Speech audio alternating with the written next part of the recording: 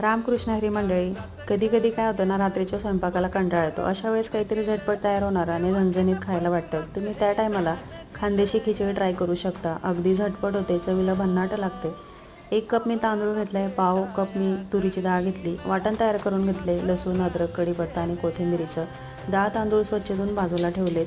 आता कुकरमध्ये 2 चमचे तेल टाकून मी त्याच्यात जिरं, मोहरी, हिंगाची फोडणी देऊन कांदा चांगला गुलाबी रंगावर परतून घेतला आहे. मग त्याच्यात मी लसूण अद्रकचं वाटण टाकून परतून घेतले.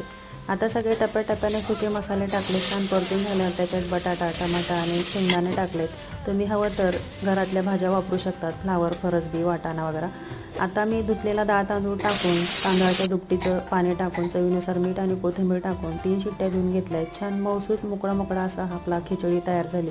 कढीबरोबर चवीला अतिशय रुचकर लागते. सविस्तर रेसिपी मी चॅनलवर टाकली, तुम्ही नक्की जाऊन भेट द्या. नक्की आवडेल तुम्हाला. चला तर मग पुन्हा भेटूया अशाच नवनवीन रेसिपीसोबत.